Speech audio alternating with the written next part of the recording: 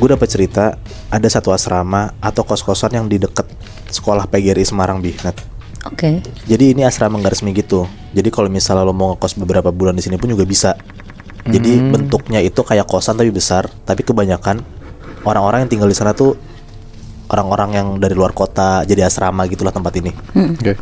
Ada 2 lantai, kamarnya selalu full, asramanya bagus, dan di lantai 2 itu ada pintu keluar yang mengarah ke jemuran dan tempat cuci baju. Bentuk asramanya kayak gitu. Oke. Nah di 2012 ada satu cewek, sebut aja namanya Dian. Dia itu asrama di situ. Soalnya rumahnya jauh dari sekolahnya. Pas awal-awal masuk asrama itu dan ngecek-ngecek, Dian tuh udah srek banget sama asrama ini soalnya bagus banget tempatnya. Walaupun gedung tua, tapi ya terawat aja, vibes-nya enak lah gitu kata si Dian ini. Dan ini kan juga asrama yang selalu full kan, jadi dia ngerasa kayak ya ini pasti laris lah di Semarang. Rame nggak sepi gitu ya? Iya benar. Terus juga di asrama itu dapat laundry juga, dapat fasilitas itu. Jadi dia ngerasa kayak ya udah gue nggak perlu repot lah, kalau tinggal di sana bisa dicuciin bajunya. Nah Dian ini ngecek asrama ini bareng nyokapnya waktu awal-awal. And anyway nyokapnya ini peka banget lah sama hal-hal mistis. Sensitif berarti. Sensitif. Pas masuk asrama dan naik ke lantai 2, nyokapnya dia tuh ngomong kayak di sini banyak banget dek. Dian jawab lah dengan santai kayak di mana aja mah. Dari pintu masuk asramanya, terus mau naik ke lantai 2, semua tuh ada banyak, tapi ngumpulnya di lantai 2 tempat jemuran dan cuci baju. Kata nyokapnya kayak gitu. Dian santai aja karena kan asramanya rame, dan dia juga mikir jarang nyuci baju ke jemuran sana gitu loh, ke tempat jemuran sana. Cuma sekali doang lah, dan dia juga yakin banget kalau misalnya dia ke sana tuh rame-rame. Jadi pasti nggak akan mikirin kayak di tempat jemuran situ gua akan ketemu sama sosok segala macam, lalu dia nggak akan mikir kayak gitu. Karena di laundryin juga kan. Iya benar. Jadi kayak nggak usah ke tempat jemuran sendiri gitu maksud lo. Oke.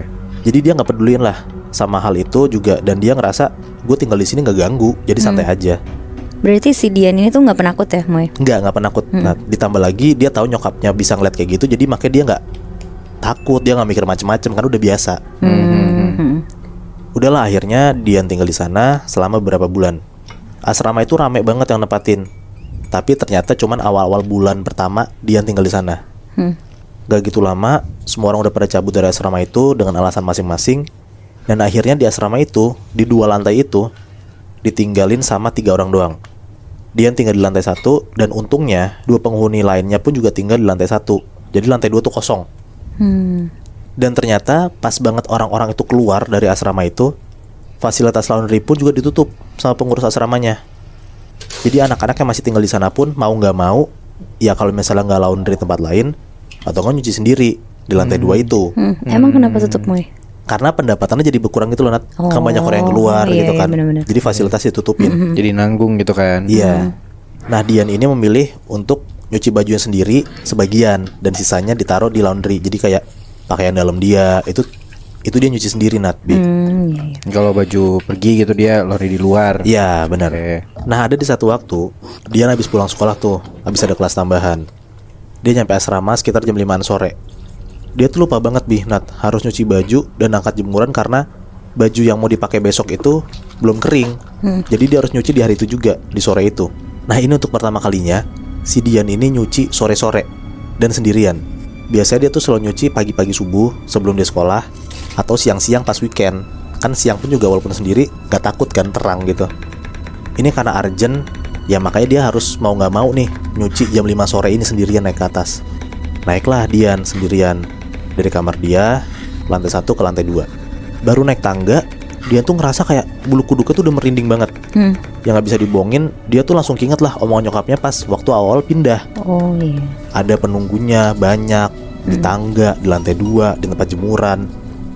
Pas dia lagi jalan naik dan ngelewatin beberapa kamar kosong di lantai 2 itu, dia tuh denger ada kayak suara-suara aneh dari dalam kamarnya.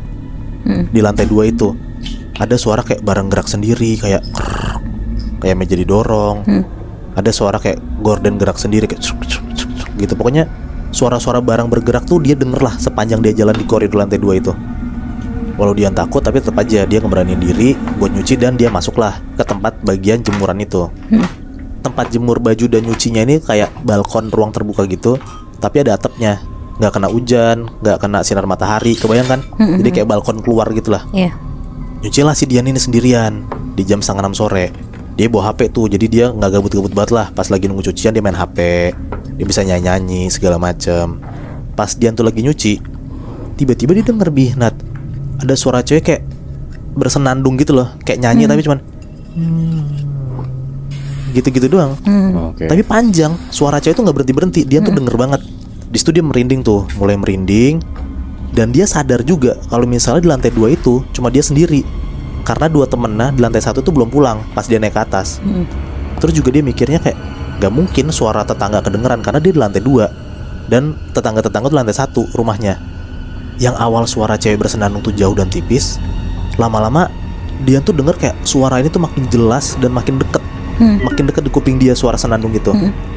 Dengan cucian dan jemuran yang belum beres diurusin sama Dian, dia tuh tetap berusaha nyuci sambil nangis. Dia tuh udah takut banget gitu loh, kok suaranya makin deket suara cewek ini. Kenapa dia gak kabur aja Moy? Karena cuciannya belum beres juga Nat. Kan dia kan urgent kan harus nyuci Dia kan. kan takut banget. Dia tuh udah mikir macem-macem lah. Dia mikir kalau misalnya dia balikin badannya, dia takut tiba-tiba di depan dia tuh ada apa gitu loh. Akhirnya Dian tuh coba ngedistract diri dia dengan cara dia nyanyi sendiri, biar suara cewek senandung tuh gak kedengeran. Dia nyanyi tuh rada kenceng. Dan pas dia nyanyi, tiba-tiba suara cewek senandung itu hilang. Tapi dia tuh denger jelas banget dari kuping kanan dia ada suara cewek ngomong kayak Diam. Aduh. Nempel banget suara di kuping dia Nat. Aduh, gue merinding anjing. Dia tuh hancur banget lah di situ rasanya. Dia langsung buru-buru beresin bajunya, ya walaupun belum selesai semua. Langsung ngebalikin badan dan dia keluar dari tempat jemur baju itu. Keluar dari tempat jemur baju itu, dia masuklah ke lorong ke lantai 2 itu. Jadi di lantai 2 tuh ada 10 kamar gitu Nat. Kanan 5, kiri 5. Jadi ya lorong itu rada panjang lah. Dan dia harus ngelewatin ujung lorong itu buat turun ke lantai 1.